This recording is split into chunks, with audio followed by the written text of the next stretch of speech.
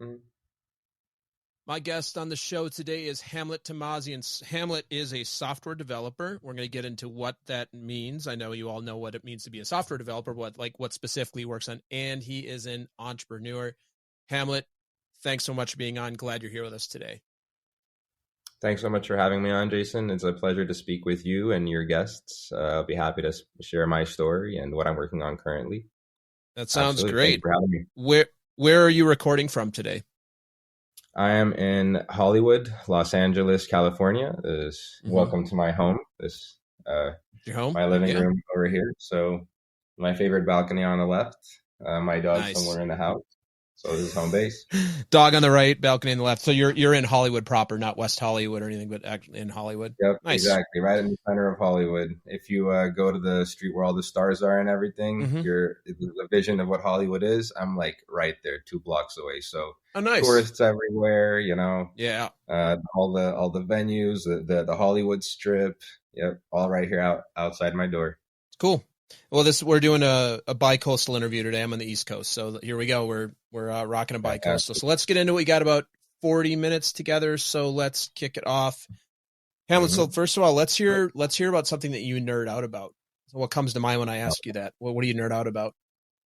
I'm a technologist. I'm a software developer now professionally, but I've always been very into tech. In my family, I was always the guy that would be plugging things in and figuring out how all the different little things work, whether it was the DVR or the, setting up the internet and all that. So I was always the kid that was super into tech. And although I didn't continue in that path as a professional journey, an academic journey early on, because of how that was who I was, I veered into that. And now that's what I do full time almost.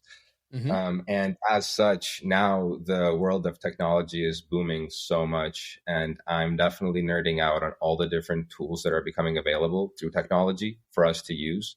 And this might be maybe redundant nowadays because of how amazing all the technology is that we're seeing. But especially as an entrepreneur and someone who does technology and who's building a technology application for nightlife, etc., being able to use all these different tools just for one person to be able to produce all the content that I'm able to, that is definitely something I'm nerding out about daily. Every day there's a different tool, a new way to get your ideas done better and more creative, and all the different AI tools in particular that are coming out, whether it be to clean up your voice in a video or to take a big video and chop it up into little pieces or to help generate content. All these different tools that are being created are just magical. It's nothing short of magic at this point. Yeah, it's cool. I have a tech podcast as well. And this episode this week was with Chuck Rinker, who's the CEO of a company called Personas, and they do artificial intelligence avatars for customer service, and they're really their target market, or where they've seen a lot of success, is like hospitals. And as a thank you for having him on, they just sent me a customized avatar AI message for me, which I was like, oh, that's so cool. And it like calls my name and tells me, and you can tell that they said, hey, give Jason a welcome message, and then it like gave me a really cool welcome message. So I'm with you, man. I'm not a technologist by trade. I mean, I am a technologist by what I used to do, but I'm the same. I love all the tools that help me with what I do now, podcasting and consulting and such. So it's really cool. I've really started to use AI for content creation, including on the podcast and elsewhere.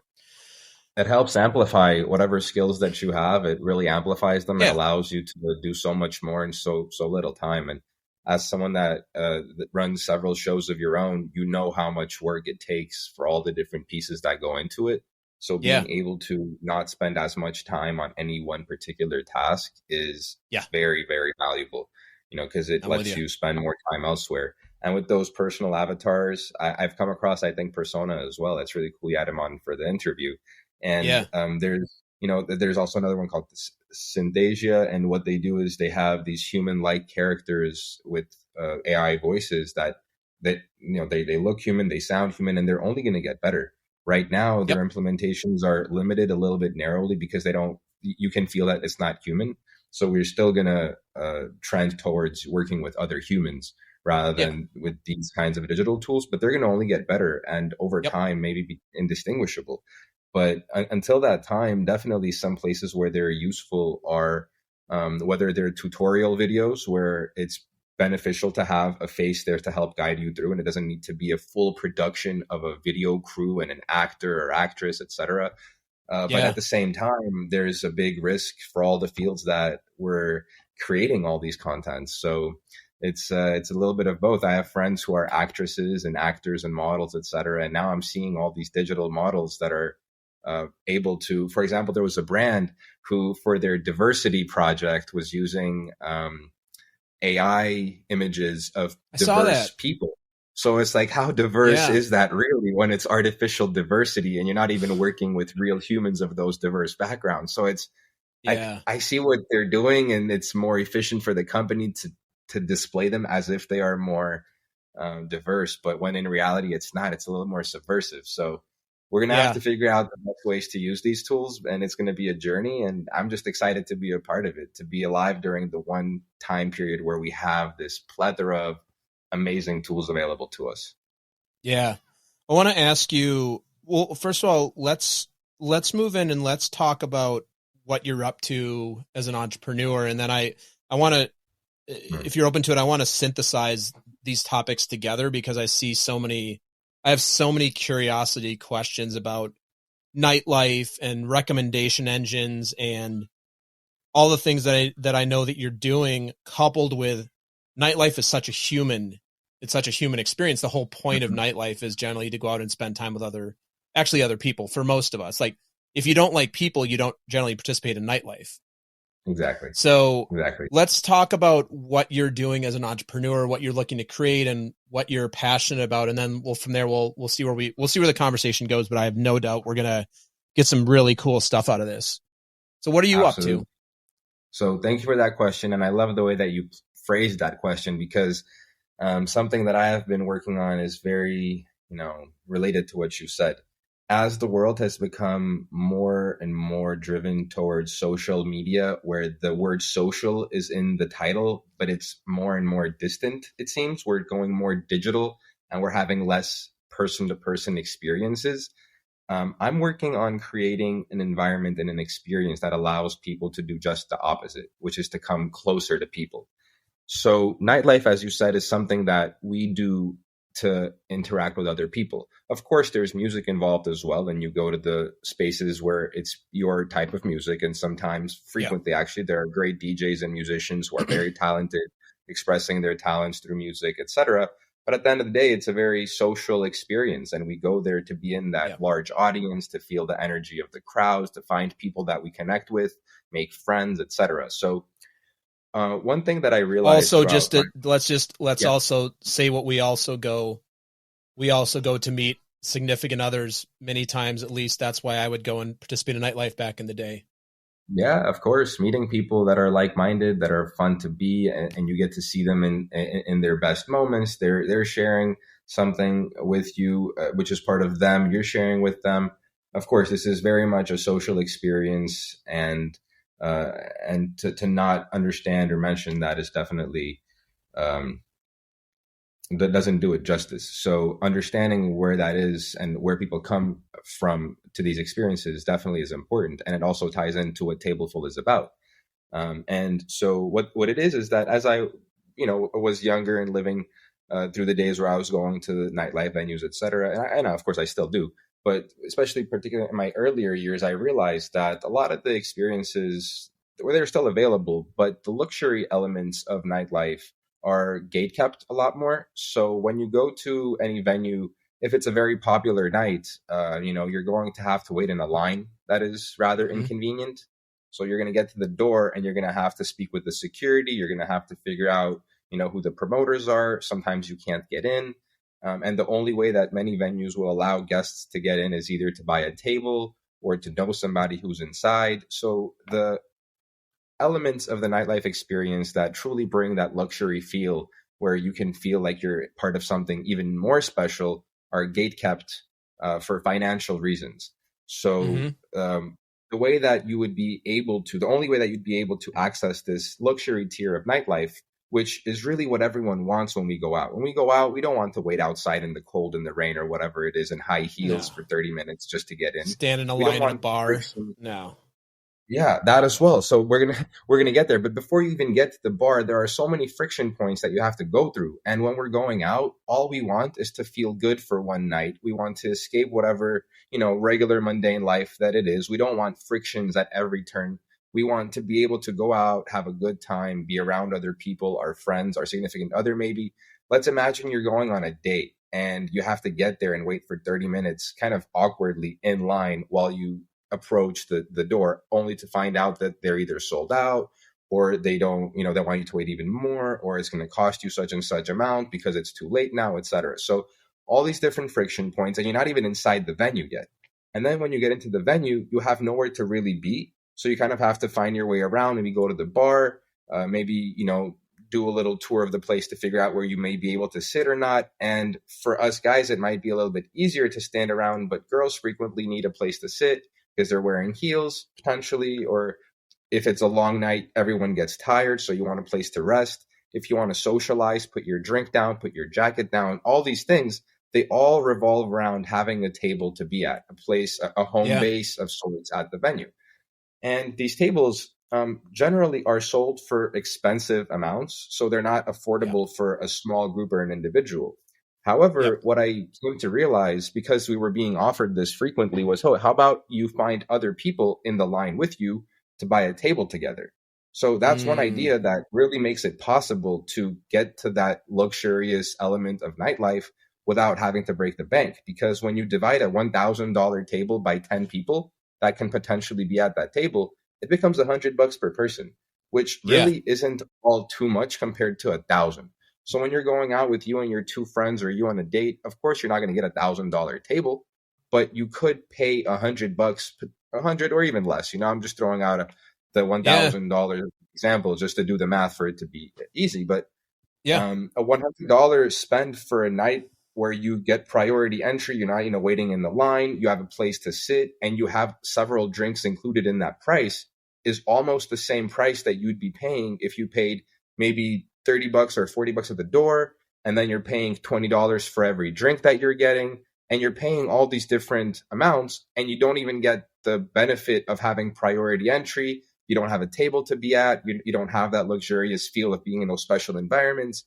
So for the same price that you would be paying in a staggered way throughout the night, you could also come with the bigger group and buy a VIP table that would offer you all the benefits of nightlife and a home base at the venue, which would be your table, and Yeah. some drinks and a social environment. All these different benefits and goodies that were really there to experience would be available to you. So the problem really becomes not that the tables are too expensive, because they're not.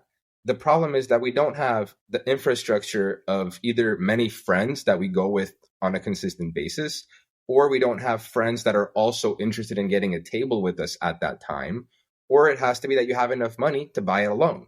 So Yep. what I understood the problem to be was not that it was expensive for people, but it was just no way for people to split that amount on the spot in a convenient manner. So my idea was to create a digital promoter of sorts. So what a promoter does is they gather different people that they know. Some invite for free, some they charge, etc. And they have one table where they collect a diverse group of people, random people really, to come join them around a table. And in that way, all these guests, without having to buy a full table of their own, would be able to experience that luxury element of the nightlife that they're trying to get to. And so the problem there becomes that you have to know the promoter that is making the sale. And Yep. there's only so many Yep. people that you can know, and only so many people that the promoter can know. So there's a cap on that. So that means you either have to be in good graces with the promoter that is particularly selling the table there, and you have to be a local to that area. So if you're traveling, Mm, it's out of the question. If you're not someone who goes out all the time, it becomes out of the question, etc. So I'm only illustrating all the different friction points that exist for this very simple item that we all want. We just want to be at yeah. a table. We want to be comfortable. We want to go to a venue and not be hassled at every turn. We don't want to Yeah. be feeling discomfort, right? So all of these issues become solved very easily if we are able to access a table without all these different gatekeepers. So that's where Tableful Yeah. comes in, right?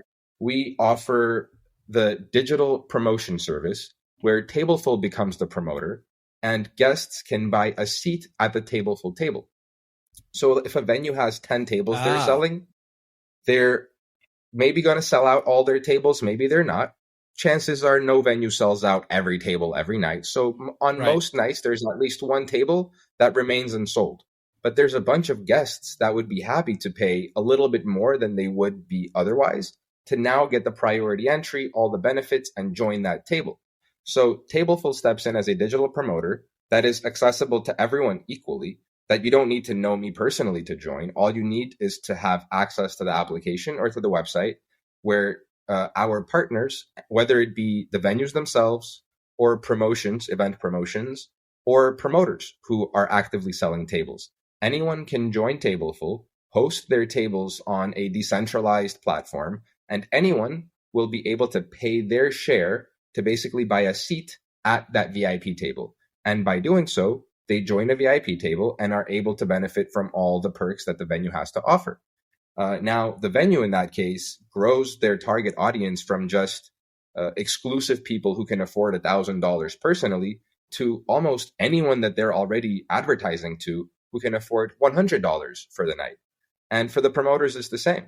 So their target audience just grew by a factor of 10 maybe, from people that can afford $1,000 per night to people that can afford $100 for the night that they're going out on. Yeah. So it's a win-win-win situation where guests they receive what they are looking for, which is a luxury time for their special night out. The promoters get to sell to a lot more people, and you can now also have multiple promoters that are selling for the one table. So if I'm a promoter, I can bring 2 people to this table. My friend who's also a promoter will be able to also sell 2 seats to this Tableful table. So it becomes a decentralized table in terms of both the guests that are there. They don't need to be all from the same place and know each other, but also the promotion of it doesn't need to be done by the same person. You can have various people all pitch in to make sure to sell that one table. And for the venue, that table was going to remain empty anyway for most nights. And if it's a very popular night, chances are we're going to also sell out the one table. If you sold out all of your other tables, we're going to also sell out this one table. So that's the general idea, to decentralize both the guests for it and the sales of it by introducing a digital promotion service that guests can access without having to be gatekept from these luxury experiences. Yeah, that's super cool. I was thinking about the business model. So this is a lot like something like a Hotels Tonight, except where you could say, like you're saying, Hamlet, is I use Hotels Tonight sometimes when I'm traveling and and I'm just like, oh, let me land and just get a hotel. It's like, hey, you know what? I'm in town for, like, I'll talk about me as somebody who travels sometimes, be like, oh, you know what? I'm traveling with a coworker. That would be cool to go and hang out, and like, we're hiring business people, but we can't expense a table, right? Like it's not either as an entrepreneur, I'm not going to spend that money, or my business doesn't allow me to. But you know what? Hey, Hamlet, you and I are going to go out. Let's grab a group table. One, it's a great way to meet people. I love this idea because I love people. So I would love to like sit at a table. It's networking. It's also the idea that for the venue, like you said, it's unused inventory otherwise. It's like hotels.com or Hotels Tonight. You're like, you got this resource sitting there that isn't being used. Let's crowdsource the use of it. Exactly. All right. So here's I have a multitude of questions. My first question that came up for me is, what's your inspiration for this? Like, when did you, I'm curious, I guess my question is, do you remember the moment you came up with this idea? Is my first question. And the second question is, my guess is it's because it's a problem you've had. And most entrepreneurs create solutions for problems that they've had. And then how has the idea been iterated since you came up with it? Those are my 2 questions. Do you remember when you came up with it, and then how have you iterated it since it initially thought of it? Also a great question. So the inspiration of the idea was when I was in college. I was studying abroad, and that was my first experience of having a multitude of nightlife experiences. And it wasn't as much because I was going out a lot, but just because I was being advertised to a lot, just walking around the city. So I would Mm-hmm. get a lot of people just handing me flyers and telling me to meet them at a particular spot at a particular time of the day so that they can walk me into the venue and I'd be part of their promotional group. And Sure. that was when I was, I guess, 18, 19, so like 10 years ago now. I was just starting my college years. So that was the inception of the idea. When I was getting those advertisements, I realized there must be a better way to do this because I don't know you personally, random person on the street who is advertising to me. I don't really have that kind of trust with you. So if there was an intermediary between myself and that person who would take away the requirement of trust between me and that person, I would be more enticed and encouraged to buy whatever they were selling. They were giving me flyers that really it's kind of like a situation where you take it from someone, you just throw it away at the next trash bin Sure. because you're not really going to consider it. However, Yeah. if you're able to make an instant sale, if that person came up to me and said, "Hey, I'm promoting for this venue. You can join the table, and it's going to cost you this much, and you can download this application and get your ticket, and you'll be allowed in through this application, etc." That third person, that intermediary, grants a lot of authority to a random person you don't know. So let's say they had a QR code that led me to their professional page, which we can now provide on Tableful. And on that page, I could see all of the events that they were hosting, and all of the events had various tables that I could join, whether buy fully or join at a certain price. And I had exactly what deal I was going to get. That would be much more structured, more authoritative, and it would give that promoter a lot of tools that they would be able to use to convince me as the guest to join them. So they would no Yeah. longer have to be at a certain spot at a certain time of night to escort me in. And they would no longer have to be advertising and promoting for just one venue. Because if you have to be at that particular venue, then you have to walk me in and be there with me the entire time. That limits your night to just selling for one location. However, Well, with it a also limits decentralized, the other thing it limits too is when people go out, generally you start to have a good time, then you go, I don't know if I want to, Mhm. yeah. You may never end up going even It's if you wanted yeah, to you initially. never end up going either. Like sometimes people drink too much or they'll party too much, or sometimes they'll just be like, hey, you know what? I met somebody here. I'd rather just hang out. And then as a promoter, you're Exactly. like, you're expecting that and they never show up. And then Yeah. as a promoter, you're not making any money. And you just lose touch. Sales generally is understood in sales that if you want to make sure you make that sale, you make it instantly. That's why Yeah. salespeople will do whatever they can to not let you leave their site. If you tell them that you're Yep. going to come back, you're going to think about it, chances are you're never coming back.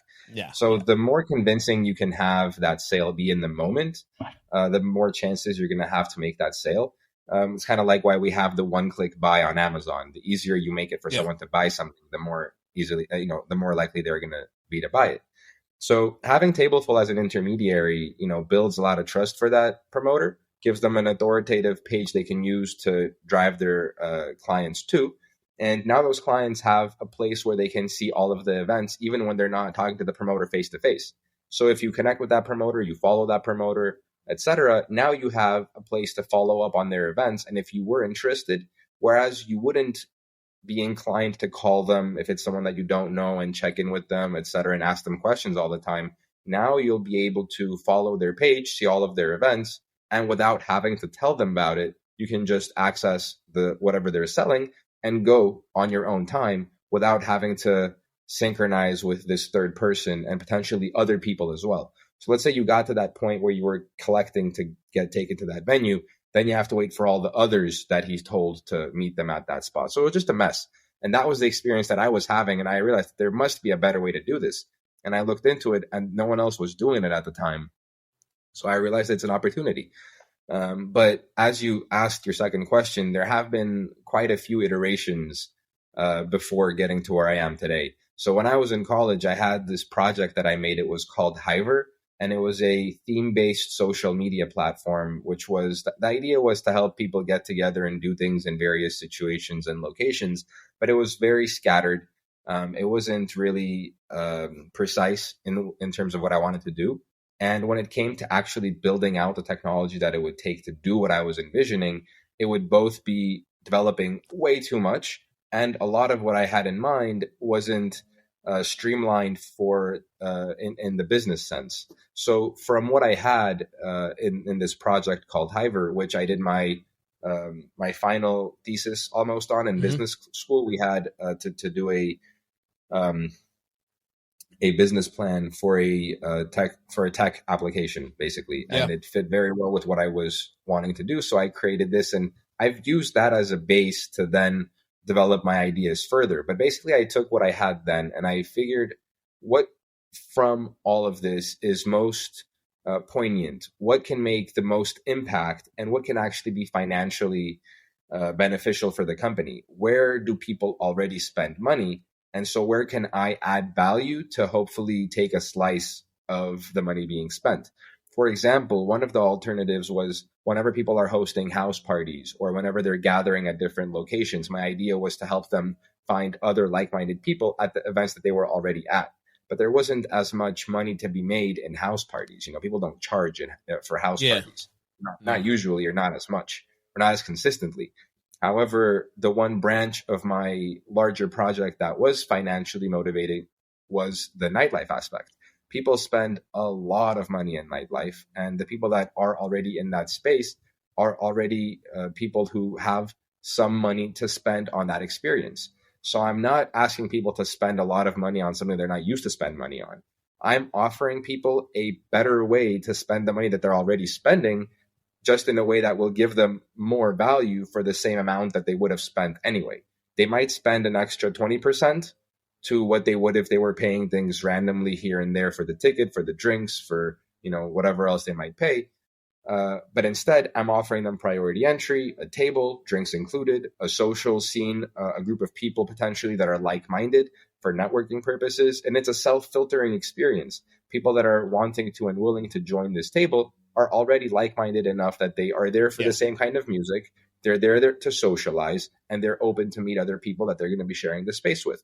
So it's a self-filtering concept that brings you to other people that you are likely to get along with, at the same time providing you with all the benefits that the venue has to offer. So that was what I focused on. And from my time after graduating, I have had this idea. And I was not a software developer at that time. I graduated for international business and conflict management, which is a law subject. So my path was to be either in business or in law. But then I realized that to build this idea, I kind of need to be more technical. And I came to that realization after my professors and other mentors of mine kind of told me that, it's a great idea. Maybe it'll work, but, you got to have what it takes to actually build it, to actually get it off the ground, to do all these different things that as a non-technological person, you will have a very hard time doing. So you're going to have to find a co-founder potentially who will be leading all this side of the activities. But I didn't necessarily know what I wanted to do at that time. So I started to learn a little bit about programming, learning the languages, etc. And then I really fell in love with it. And I found that I'm quite good at it, good enough to continue learning it and getting better. And eventually I became a professional software developer. And that has really been a key point for me to be able to both understand what I'm building, to cooperate and communicate with the developers that I work with. But it's also given me a whole life career path that has brought me to where I am. And it's allowed me financially to keep building this project that was my dream without having to rely on outside funding. So I've bootstrapped this project by learning the skills that it takes to build this project, and then working in the industry and using the revenues that I generated to then invest in my idea, which is also in this industry. So now the project is in a place where it's fully functional. I'm at a place where the tech behind the idea exists. And at this point, I'm working on developing the business further. And I've only been doing this, it'll be 1 year now when summer starts. So maybe about 9 months.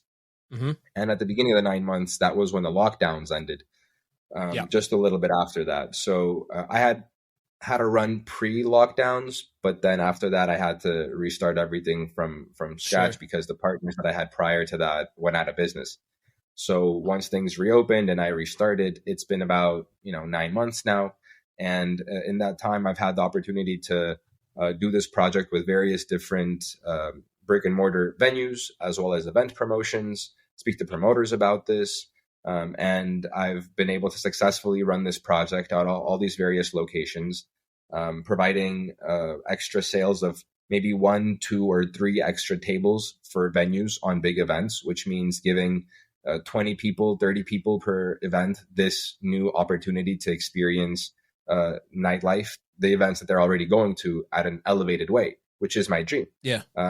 Although, there's the business side and all the different aspects of it, at the end of the day, what I want to allow, what I want to create with this idea, what I want to make possible is I want to make it possible for people, for regular people, who the average person, to be able to access these more luxury elements of nightlife.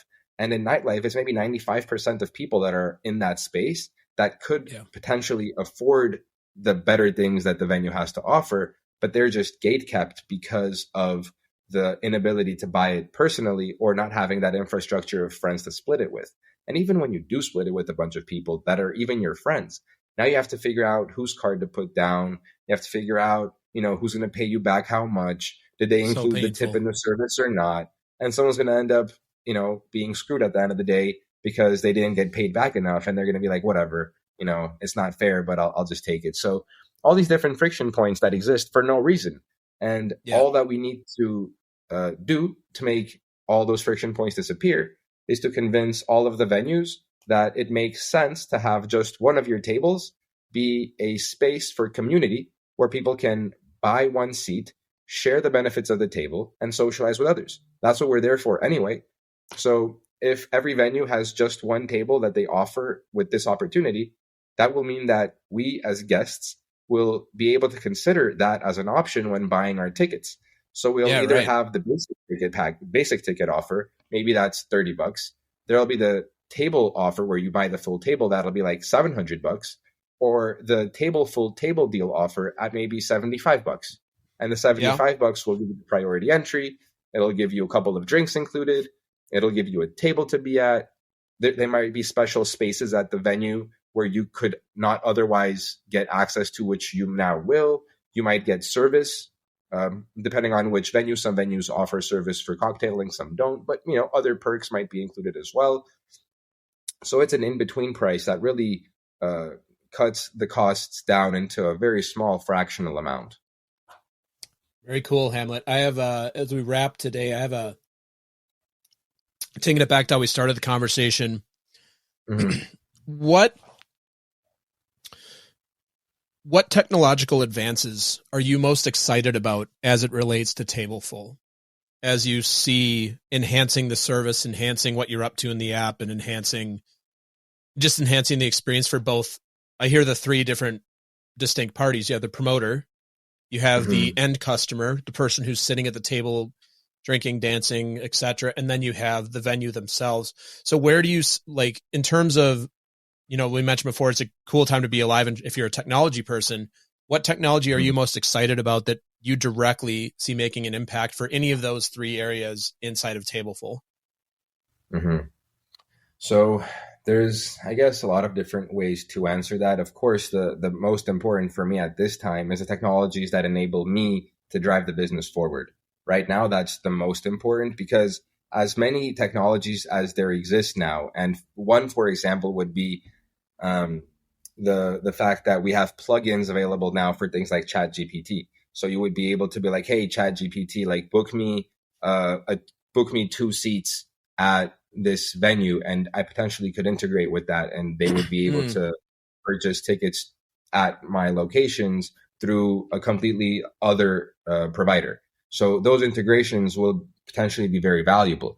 However, at the same time, those kinds of integrations and getting to use all this leading technology, it's a little bit more difficult because it's more sophisticated and there's less expertise in that, and having to integrate with them, it's kind of like quicksand. You don't know how it will stabilize. So as intrigued as I am with all the different things that are available, and of course there's ability to extract data from the uses of my application when it gets to scale. There's ability to connect people on other platforms. So imagine, for example, someone has a match on Tinder and it becomes offered to them like, hey, do you guys want to join this VIP table at this location? So integrations between myself and other technologies would be very interesting. However, more practically, my ability, while being self-funded, to integrate with all the different new shiny things that come about is more difficult. Sure. If and when I raise large enough investments where having research and development segment is possible, where I'm able to invest in things that are just experimental but could lead somewhere interesting, I will then think a lot more into that space and figure out how I can integrate with these really cool new tools. However, at this point, as I've shared, it's a bootstrap project, and I only have a lean business where I spend my money on where I can get most bang for buck, and also leaning into the fact that Tableful is a social experience, a real human social experience, and not as technological.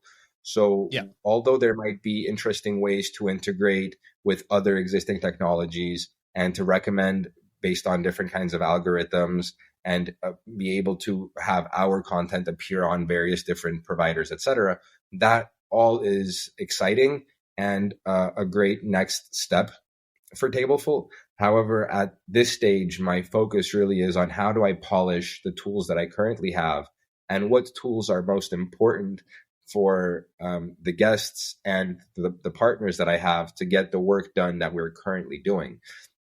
So that those can be things that are much simpler than the leading edge technologies. But for example, having a group chat between yourself and others that you're going to be sharing a table with. I like that. Or having the ability to, a lot of these more simple, we're not reinventing the wheel. We're not creating crazy new technologies. Like, we're not creating AI videos over here. That's something completely different. We're using existing technologies to make available an experience that I think already should have been available, but for some reason it's not. And so for the purpose of Tableful, we don't need to use any very extremely sophisticated technology to make what we're doing possible. At the end of the day, I wouldn't even have needed the platform, the Tableful application, even to run the business itself, because the business could be run without an application at all. But the idea is to have a platform that will allow people to come to one place and not have to know me personally or anything like that to engage with the application and the idea. But Tableful's concept is rather simple, but getting the idea off the ground and people more familiar with the concept itself is what the heavy lifting at this time is, because it's a novel idea. People don't already know about it. So my efforts now are going towards simplifying the concept, making it reasonable to people, and just advertising it, making it known, which is, why I'm also part of your show today, part of this podcast, hoping to talk to people, engage with people. If people have any feedback, I love to hear about it. And I want to, share the word about Tableful everywhere, because right now we're only in LA, but there's many other cities that would benefit from Tableful, and I would love to expand to, namely Miami, Las Vegas, New York. There's so many cities. In my mind, every venue all over the world could have at least one table offered on Tableful. Big venues, small venues, big cities, small cities. It makes sense. Why not have one table at least at every venue to be open to community for people to share? As you said, it's real estate. It's their most valuable real estate that, if gone unsold, it's sitting there and making them no money. Instead of making them no money, they could either make fractional amounts, or they could even make larger amounts than they would have if they sold one full table. One or two companies that I could compare it to, maybe as opposed to Hotel Tonight. And Hotel Tonight was a good one too, because it helps them liquidate their most valuable assets before the time expires. But I imagine it more as an Airbnb or an Uber pool, because like Uber, and also both Uber and Uber pool, my concept is to create a platform where I will have all these tables available, and all of them have a different promotional amount. Some of them will offer 10%, some 15, some 20. And I will have a dashboard where anyone can see all of the prices and all of the venues that are available to them. And so as a promoter, just like an Uber driver would have, you'll be able to plug into the application, see what venues are available to you to promote for. So without you having a direct connection with them, Tableful can become your hub, where you can go to see all this information. So like Uber, we will connect the promoters with the guests and the venues. And like Airbnb, we will help the most valuable assets they have get sold rather than remaining unsold and making them no money. Yeah. Hamlet, I want to thank you for being on today. This has been really what a simple problem that doesn't seem to have been solved yet. I've never seen it solved in any way. And I live in New York, so I've been a part of big groups at tables, and I've been a part of that annoying line in the rain and everything in between. Last thing have for us is, what do you want people to do next? How can they connect with you, talk to you, learn more if they're interested? Yeah. I look forward to solving that problem for you, for myself, and everyone else. That is my mission. That is what Tableful is built for. And hopefully we will be in New York and every other place soon enough. And to connect with me, please follow tableful.club on Instagram. Our web application is available also as tableful.club. So you can type W's or without the W's, and then tableful.club. We're also on other platforms, but the main hub for us is Instagram. So please follow us on Instagram. If you have any questions, feel free to reach out. And you can also find our websites from the Instagram page as well. You can find more information about Tableful at info.tableful.club as well. So congratulations, Hamlet. You'll branch out to everything else from there. Yeah, we'll throw all that in the show notes. Congratulations, Hamlet. I really wishing you the best of success here. I think I'm definitely onto something. I'm looking forward to using it in the near future.